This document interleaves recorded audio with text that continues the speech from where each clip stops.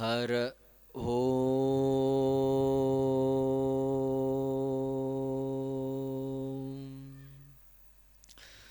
ಜ್ಞಾನಸಿದ್ಧಂ ತಪಸ್ಸಿದ್ಧಂ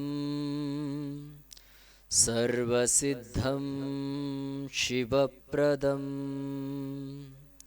ಸ್ವಯಂ ಸಿದ್ಧಂ ಅಹಂ ವಂದೇ ಸಿದ್ಧಾರೂಢಯತೀಶ್ವರಂ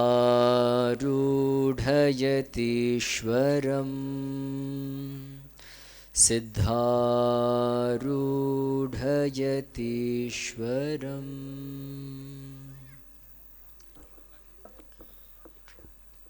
ಪರಮ ಪೂಜ್ಯ ಪ್ರಾತಸ್ಮರಣೀಯ ಇಕೋತಗಿರಿ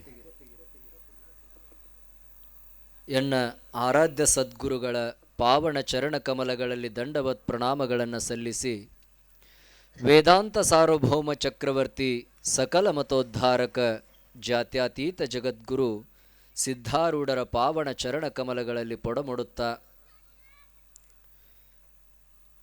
ಅದಾವ ಮಾತೆಯ ಲಕ್ಷ್ಮೀದೇವಿಯ ನಿಮಿತ್ತವಾಗಿ ಈ ಕಾರ್ಯಕ್ರಮವು ನಡೆದುಕೊಂಡು ಬಂದಿದೆಯೋ ಅಂತಹ ಮಹಾಲಕ್ಷ್ಮಿ ಅಮ್ಮನವರ ದಿವ್ಯ ಸಾನ್ನಿಧ್ಯದಲ್ಲಿ ದಂಡವತ್ ಪ್ರಣಾಮಗಳನ್ನು ಸಲ್ಲಿಸಿ,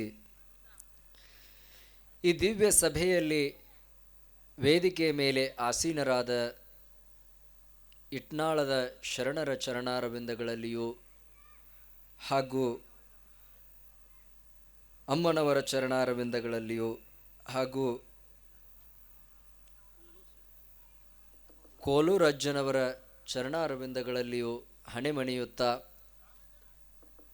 ಈ ಗ್ರಾಮದ ಎಲ್ಲ ಶರಣ ತಂದೆ ತಾಯಿಗಳೇ, ತಮ್ಮೆಲ್ಲರಿಗೂ ಶರಣು ಶರಣಾರ್ಥಿಗಳು.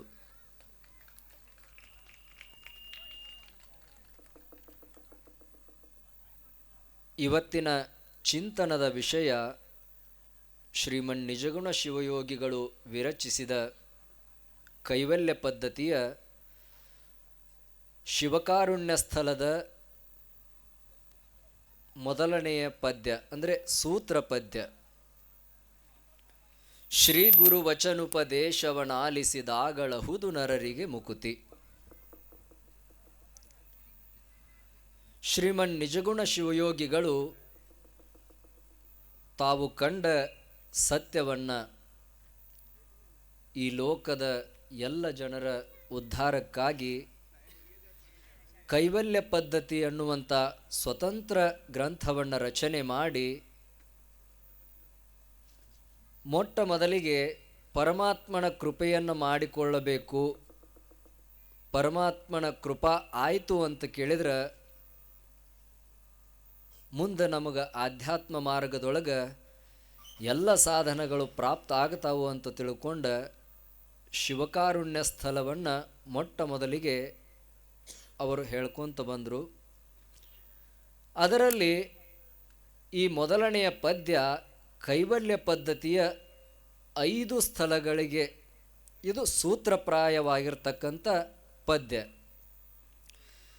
ಅದರಲ್ಲಿ ಮೊದಲನೇ ಚರಣ ಏನು ಅಂತ ಕೇಳಿದ್ರೆ, ಶ್ರೀ ಗುರು ವಚನುಪದೇಶವನು ಆಲಿಸಿದ ಆಗಳ್ ಅಹುದು ನರರಿಗೆ ಮುಕುತಿ. ಹಂಗಾದ್ರೆ ಮುಕುತಿ ಅಂದ್ರೆ ಏನು ಮೊದಲು? ಯಾಕಂದ್ರೆ ನಾವೆಲ್ಲ ಏನಂತ ಕೇಳಿದ್ರೆ ಶಬ್ದ ಬಳಸ್ತೀವಿ, ಪರಂತು ಮುಕ್ತಿ ಆಗಬೇಕು ಅಂತ ಕೆಲವೊಬ್ರು ಅಂತಾರೆ, ನಾವು ದೇಹ ಬಿಟ್ಟ ಮೇಲೆ ಮುಕ್ತರಾದೀವಿ ಅಂತ ಕೆಲವೊಬ್ಬರು ಅರ್ಥ ಮಾಡ್ಕೊತಾರೆ. ಆದ್ರೆ ನಮ್ಮ ಶಾಸ್ತ್ರದೊಳಗೆ ಮುಕ್ತಿ ಅನ್ನುವಂಥ ಶಬ್ದಕ್ಕೆ ಅರ್ಥ ಏನು ಅಂತ ಕೇಳಿದ್ರೆ, ಸ್ವಸ್ವರೂಪಾವಸ್ಥಿತಿ ಮುಕ್ತಿರಿತ್ಯಭಿಧೀಯತೆ. ತಾನು ತಾನಾಗೇ ಇರುವುದು, ಅದಕ್ಕೇನು ಅಂತ ಕೇಳಿದ್ರೆ ಮುಕ್ತಿ ಅನ್ನಬೇಕು ಅಂಥೇಳಿ ಶಾಸ್ತ್ರಗಳು ಹೇಳ್ತಾವೆ.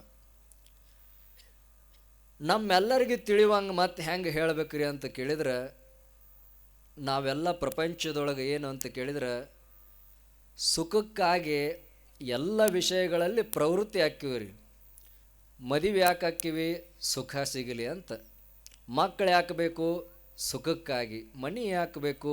ಸುಖಕ್ಕಾಗಿ. ಪರಂತು ಆ ವಿಷಯಗಳಲ್ಲಿರ್ತಕ್ಕಂಥ ಸುಖ ಹೆಂಗೈತಿ ಅಂತ ಕೇಳಿದ್ರೆ ಅದು ಅನಿತ್ಯ ಐತಿ. ಆ ಸುಖ ನಮ್ಮ ಕೂಡ ಸ್ವಲ್ಪ ಹೊತ್ತು ಇದ್ದಂಗೆ ತೋರ್ತೈತಿ, ಪರಂತು ಸುಖ ಇಲ್ಲ. ನಿಜವಾದ ಸುಖ ಎಲ್ಲೈತಿ ಅಂತ ಕೇಳಿದ್ರೆ ಅದು ಮುಕ್ತಿಯೊಳಗೆ ಐತಿ. ಅಂದ್ರೆ ನಮ್ಮ ಸ್ವರೂಪವೇ ಸುಖವಾಗೈತಿ.